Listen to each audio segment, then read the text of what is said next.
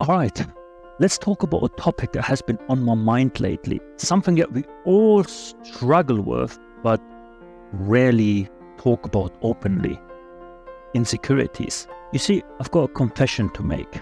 An admission, if you like. But you can handle it. For the longest time, I found myself consumed by this nagging feeling of somehow falling behind in life. Despite all of my accomplishments and successes, I've spent, so it seems, an unholy amount of time worrying that I'm not fully living up to my potential, that I have squandered precious time in my life chasing an elusive idea of success. And the thing is, I know it sounds ridiculous because logically and on paper, I know that I'm doing well for myself, but still this feeling persists like a persistent itch that I just can't scratch away. Do you know what I mean? Before we continue with the video, what are you saying, people, and welcome back to the channel. My name is Nawo, an engineer turned entrepreneur and YouTuber, sharing insights and strategies to help you level up in life. So if that's something that sort of floats your boat, why don't you hit the subscribe and the notification bell so you don't miss any future content that comes up. It really helps me immensely. Thank you very much, and let's continue. So the first thing you do in situations like this is you go and search for answers. And that's exactly what I did, scouring the depth of the internet for any shred of insight that could help me make sense of this perpetual sense of inadequacy. And what I found was eye-opening, to say the least. So you see, I stumbled upon some startling data what doing financially well actually looks like. And more importantly, why so many of us feel like this in the first place. And today I want to share with you what I have learned throughout my research, but also throughout my time as an entrepreneur and business owner. Because I have this hunch that some of you might be feeling the same way. Before we dive any deeper into this, it's very important to understand that we're working with averages. And it's also important to understand what averages actually mean. And what is average when it comes to our financial situation.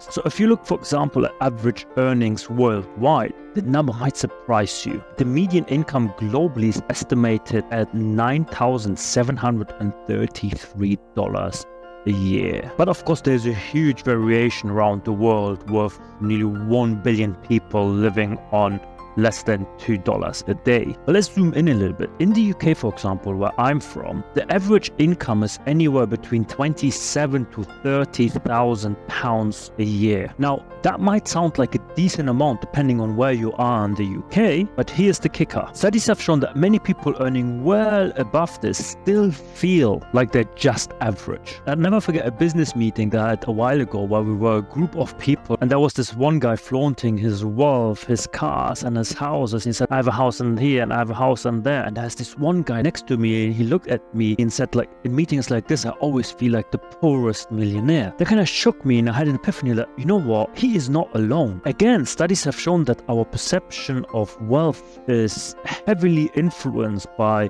the people surrounding us. If everyone in our circle earns 5 to 10, 20 times more than you do, we can't help but feel inadequate no matter how much you make. But here's the thing, I'm sure you all heard the phrase comparison is a thief of joy. It's a never-ending cycle that can only lead to discontentment and dissatisfaction. So the best thing is focus on your own achievement, and the only comparisons you should do is comparing yourself to the person that you were yesterday. Moving on, let's talk about savings. The sad truth is that many people are living from paycheck to paycheck with little to no savings to fall back on in times of emergencies. In the UK, for example, 15% have absolutely no savings at all. In America, the stats are even worse, with many people barely able to cover a month's worth of expenses should they lose their jobs. And if you can only save 5% of your monthly income, you're already doing better than most people. It's all about trying to live a little bit below your means and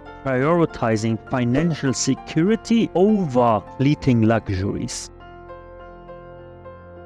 It's easy to get caught up in the cycle of consumerism, constantly chasing the next big thing in a futile attempt to keep up with the Johnsons. But the truth is, true wealth isn't measured by the size of your account or the brand or the cost of your designer shoes. Rather, it's measured by how you prioritize long-term financial stability over short-term gratification. This short-term view led a lot of people into a spiraling hole of accumulating debt over debt over debt, a slippery slope where many people finding themselves in an endless cycle, borrowing and repaying that never seems to end. But it's not only about the amount of debt you have, but also about how you manage that. And this is where, in my opinion, the 4 fundamentals of financial success come to play. Through my years of experience being in sales for financial institutions, but also as a business owner, I've identified 4 key factors that tend to dictate whether you're on the right path to financial success or not. The first one is, are you playing the right game? When it comes down to it, there's only 2 games you can play to measure your success: the status game or the wealth game. The status game is all about portraying something that you are not, just to satisfy some external rankings or comparisons to others. While the wealth game focuses on financial strategies, planning, and personal growth. And this is what this channel is all about. So if you haven't subscribed, might as well press the subscription and the notification bell now. And also give me your comments in the comment section below if this is helpful info. Once you've chosen the correct game you want to play, it's imperative to understand averages and know what you should be earning. But it's more about your own financial health and mindset rather than societal benchmarks. It's about being aware of your relationship with money and finding ways to live below your means. With living below your means, I do not mean living with the absolute bare minimum just for the sake of saving money. Life is too short. We should also enjoy the fruits of our labor. However, understand that you may need to sometimes make sacrifices or compromises in certain areas to be able to advance in other areas financially, which means you need to get 3 things completely right. This includes being fully aware of your financial health, know what is coming into your account and what is going out of your account. When you have your last check all the subscriptions that you signed up to, and